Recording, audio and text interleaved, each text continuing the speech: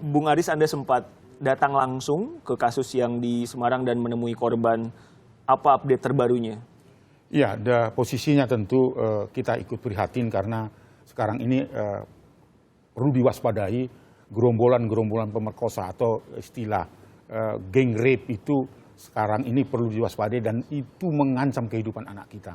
Nah, ketika saya ada di Semarang, saya ditelepon oleh keluarga korban bahwa korban ingin bertemu saya dan akhirnya saya bisa bertemu si korban ini. Inisial P ini usianya masih 12 tahun belum sampai kelas 6 ya, SD. kelas 6 SD dan sebagainya, bercerita begitu banyak dan bercerita begitu kejamnya si pelaku itu.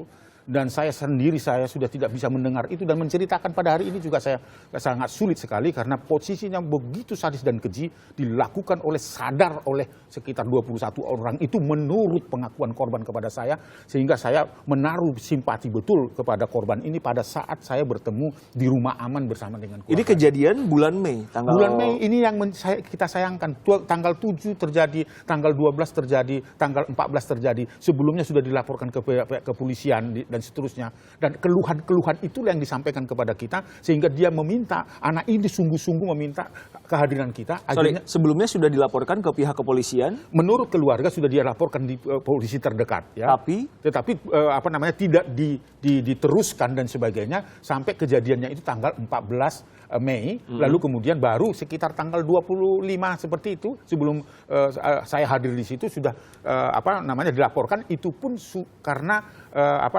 saya bersama dengan pengelola rumah aman itu, salah seorang penduduk di mana itu di kota Semarang, dengan pegiat-pegiat perlindungan anak mengkontak kita supaya segera mungkin datang ke Semarang. Lalu saya katakan sebelum saya datang ke sana, tolong dilaporkan dulu ke pihak Polrestabes Semarang. Nah, itu baru ditanggapi. Tapi pada sampai hari Sabtu itu pun belum juga tertangkap. Yang terbaru tadi kepolisian mengatakan bahwa tidak ada unsur pemerkosaan dalam kasus ini. Ini harus saya luruskan karena Undang-Undang Perlindungan Anak, setiap orang yang melakukan hubungan seksual terhadap anak di bawah 18 tahun tidak ada suka sama suka, itu adalah kejahatan seksual. Jadi sangat saya sayangkan. Nah, oleh karena itu besok saya akan bersinergi dengan Polrestabes Semarang untuk meluruskan ini, bahwa ini adalah anak-anak yang bercerita secara langsung kepada saya bahwa dia dibawa tekanan, dibawa intimidasi, bahkan sampai pada menghilangkan nyawa dan sebagainya. Dan saat ini kondisinya cukup memprihatinkan. Dan sekali lagi saya mau meluruskan besok bertemu dengan Kapolda Jawa Tengah juga, bertemu dengan Polrestabes di Semarang untuk meluruskan ini adalah korban dari gang rape, bukanlah karena anak ini seolah-olah mau dirinya sendiri. Suka dan lain-lain. Pak Andi, Perpu yang baru saja ditandatangani Presiden berarti sudah bisa diterapkan dong kepada pelaku ini? Ya, jadi seharusnya sih sudah demikian ya. Cuman saya ingin menyampaikan bahwa saat ini saya belum tahu persis apakah Presiden sudah menyampaikan itu ke DPR. Tetapi dalam posisi ini kita DPR nanti prosesnya kan ini harus disampaikan ke rapat paripurna. Kemudian setelah rapat paripurna disampaikan surat Presiden itu, nanti berikutnya akan dirapatkan dalam badan musyawarah. Badan musyawarah lah yang akan menentukan nanti di komisi atau di panitia khusus untuk membahas menyangkut Perpu ini. Tetapi saya ingin yakinkan bahwa antara pemerintah dan DPR itu punya kesamaan, punya visi yang sama terhadap kedaruratan kita punya korban seksual ini. Nah, oleh karena itu saya yakin perdebatan-perdebatan di DPR menyangkut substansi itu tidak akan jadi masalah. Cuman memang ada perdebatan-perdebatan yang kemungkinan bisa timbul, terutama yang menyangkut faktor kebiri tadi. Artinya kita berharap sebenarnya pemerintah itu, saya sendiri awalnya mendukung kebiri kimia itu.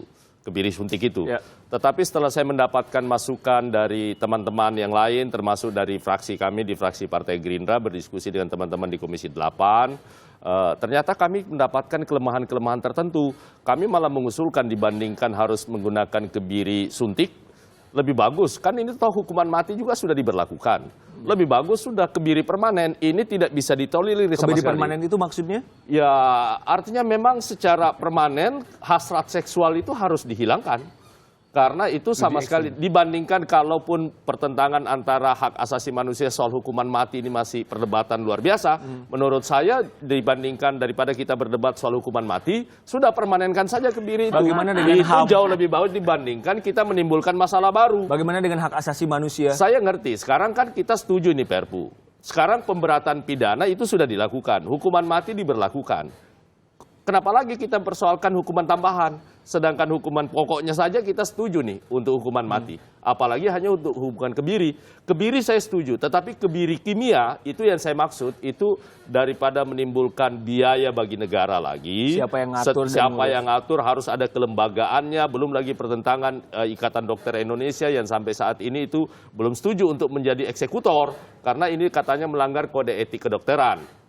Tetapi yang penting, baik teman-teman dari Komnas Perlindungan Anak dengan kita, itu kita sependapat bahwa kita darurat. Jangan lupa, setiap tahun angka kekerasan seksual, baik terhadap anak maupun terhadap orang dewasa, perempuan terutama, itu memperlihatkan angka yang luar biasa mencengangkan. Di tahun 2015, saya dapat data, saya nggak tahu data di Komnas Perlindungan Anak, tetapi di tahun 2015 ada 5.600 kasus kalau nggak salah. 60%-nya itu terjadi kepada anak.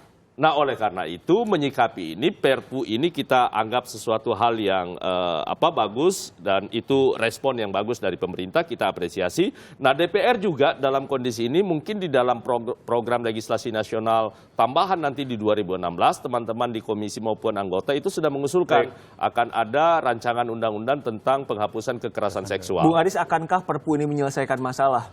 Pertama tentu, karena kan tentu ada akar persoalan yang lebih pertama dalam. tentu saya apresiasi terhadap Perpu ini karena ini hadiah untuk anak Indonesia yang ditunggu-tunggu anak Indonesia dengan supaya menjawab persoalan penegakan hukumnya bagi anak-anak yang saat ini menjadi korban. Itu tadi saya apresiasi dengan DPR, artinya sepakat untuk melakukan ini karena ini merupakan hadiah untuk anak Indonesia. Soal perdebatan bahwa tadi kebiri dan sebagainya itu aku silakan aja, tetapi persoalannya adalah perspektifnya harus dilihat bahwa ini adalah dibutuhkan oleh anak Indonesia. Perpu ini supaya predator-predator yang membuat anak ini menjadi ketakutan bahkan menghilangkan nyawa dari anak itu bisa diatasi dengan Perpu akan itu. ada efek jera?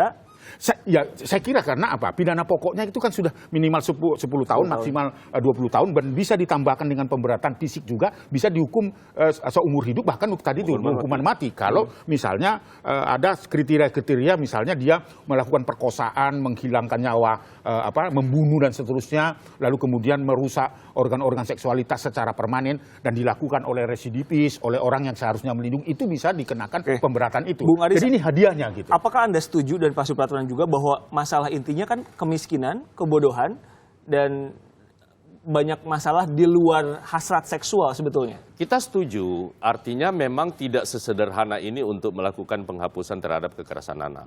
Tetapi juga kita butuh sebuah tindakan shock terapi dari aparat penegak hukum kita untuk menyikapi. Ini kan masalahnya begini, bahwa masalah kita di Republik ini kan sudah luar biasa.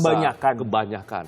Nah, oleh karena itu saya menyarankan sebenarnya kita di Badan Legislasi lagi membicarakan supaya kita punya program legislasi nasional itu harus menyeluruh, komprehensif kita membicarakan. Sehingga tidak asal tambal sulam setiap kali ada kejadian, kita rame-rame nih buat. Jadi daya antisipasi kita yang kurang sebenarnya. Akhirnya hanya ada kejadian tertentu, apa boleh buat, kita buat lagi aturan. Nah, oleh karena itu termasuk dalam hal ini Perpu ini kan soal hanya merubah beberapa pasal di dalam Undang-Undang tentang Perlindungan Anak. Nah, oleh karena itu ke depan kita berharap baik pemerintah bersama DPR khususnya Badan Legislasi itu kita akan coba merancang sebuah program legislasi kita itu secara komprehensif. Ya. Nah, oleh karena itu sekali lagi saya setuju bahwa ini tidak semata-mata persoalan hasrat dan keinginan, tetapi terlalu banyak hal termasuk soal kemiskinan, artinya menjadi tanggung jawab pemerintah untuk menyediakan pekerjaan buat masyarakatnya. Demikian pula hal-hal yang lain. Nah, oleh karena itu sekali lagi bahwa pemerintah harus punya keinginan kuat, tidak hanya menyelesaikan secara parsial soal kekerasan seksual ini, tetapi aspek sosialnya juga itu harus kita perhatikan. Nah, itu kira-kira yang menjadi. Bung Aris, di Semarang pelakunya 6 orang sudah ditangkap. Bahkan tadinya 8 orang, 2 orang di bawah usia. Sejauh ini Anda melihat bagaimana polisi menindaklanjuti kasus ini? Saya kira tidak ada alasannya, apalagi sudah ada perintah Presiden kepada Kapolri dengan Jaksa Agung juga untuk bagaimana melakukan tindakan luar biasa terhadap kasus-kasus kejahatan seksual ini, termasuk yang ada di Semarang. Itulah kehadiran kami besok, kehadiran Komnas Perlindungan Anak bersama-sama dengan korban, dengan keluarga korban dan para pendamping, karena ini juga sudah menjadi perhatian dari pemerintah kota Semarang. Nah, hendaknya bahwa persoalan-persoalan ini bisa terselesaikan dan berkeadilan bagi korban. Siapa pelaku itu? Anda mengetahui profil mereka? Saya diberitahu oleh si korban ini adalah orang terdekat di kampung itu. Orang terdekat? Di kampung itu. Jadi artinya dia tinggal di kampung itu dan dia seperti broker seperti itu memperkenalkan kepada orang lain berjumlah 7 pada pertama, 12, lalu 2 dan sebagainya. Nah, ini adalah dia dikenal dengan si orang yang mengajak itu dan memperkenalkan kepada orang lain. Jadi ini artinya bahwa saya sekali lagi mau mengatakan dengan penuh keprihatinan yang mendalam, saya berharap pihak kepolisian segera mungkin melakukan tindakan-tindakan yang cepat karena ini merupakan kejahatan yang luar biasa. Oleh karena itu jangan berpolemik bahwa ini diperkosa atau tidak diperkosa. Tapi ini harus kejahatan seksual pada anak. Iya, karena anak adalah seseorang yang berusia di bawah 18 tahun dan tidak dikenal suka sama suka. Ya, sekalipun ada suka sama suka, tetapi hukum kita tidak mengenal suka sama suka, apalagi kalau ini adalah 12 tahun. Jadi saya hanya ingin meluruskan saja supaya pasal 81 itu iya, ada seperti aturannya. itu, Pak Tapi Supratman, itu kan soal begini ya. Tadi yang disampaikan oleh Bung Aris saya setuju. Tetapi intinya begini, kita selalu fokus kepada tindakan-tindakan represif. Artinya selalu kita mengantisipasi kalau itu sudah terjadi. kejadian. Ya. Baru kemudian kita reaktif untuk melakukan. Nah, oleh karena itu tindakan Perpu ini preventif itu yang harus. reaktif atau yang itu mana? pasti reaktif lah. Termasuk kita semua ini sekarang, semua melakukan hal ini karena reaktif.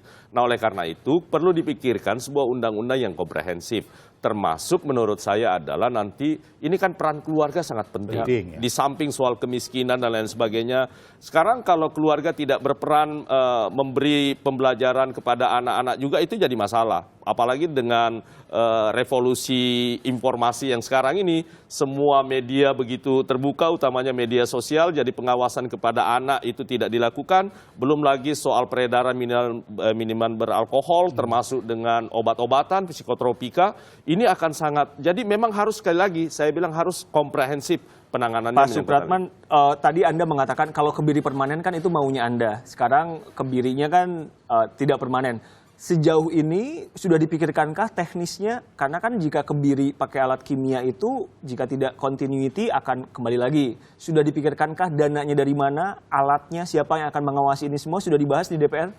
Sampai sekarang sih belum, karena ini kan kita belum bahas menyangkut Perpunya sendiri. Justru karena kekhawatiran saya itulah saya menyatakan, saya tidak setuju menyangkut kalau kemudian itu soal kebiri kimia. Karena masalahnya, persoalan pengawasan, kita kan ini udah terlalu banyak nih. Bayangkan kayak seperti polisi aja tadi. Kalau kemudian ini tidak didesak oleh teman-teman di Komnas Perlindungan Anak, ini bisa tidak menjadi berlanjut lagi. Nah, oleh karena itu, belum lagi soal anggaran, belum lagi penolakan dokter, karena bertentangan dengan kode etik kedokteran. Nah, oleh karena itu menurut saya adalah daripada ini kita mencoba-coba, sudahlah lebih bagus kita permanenkan saja supaya satu kali dilakukan. Kita tunggu bahasan dari DPR seperti apa. Bung Aris juga kita tunggu. Iya, saya kira nanti ya, aturan pelaksanaannya harus eksekutornya juga harus ditentukan. Terima kasih banyak. Dan kepedulian kita sekali lagi bahwa Perpu ini adalah hadiah bagi anak Indonesia. Indonesia. Terima kasih Bapak-Bapak bergabung di Kompas Petang.